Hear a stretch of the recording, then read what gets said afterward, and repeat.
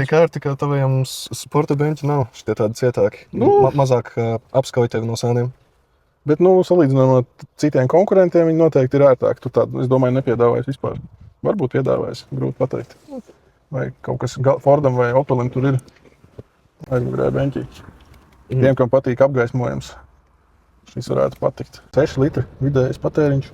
Tas ir vēl uz vietas stāvot. Tas ļoti maz. Tas ir ļoti maz, jā. Viņš ir ļoti ekonomisks auto. Tiešām, tirgu viņš ir nenovērtēts. Šī ir opcija, kā dabūt BMW par saprātīgu cenu.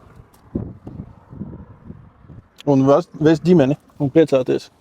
Viņš tie ļoti labi tīrāmie ādinieki. Tie, kas meklē ietilpību, tu tikai paskaties, ko tu tikai nevar salikt. Vēl apakšā ir vesela vieta par sāniem, siksnas. Un tie beņķi visi nolaižās, mierīgi gulēt var. Jā, iekšā ir vairāk vietas nekā izskatās, kad no āras viņam ir. Jā, viņš no āras izskatās, ka viņš ir mazāks un izskatās, ka viņš ir jaudīgajā versijā, pašā jaudīgākajā.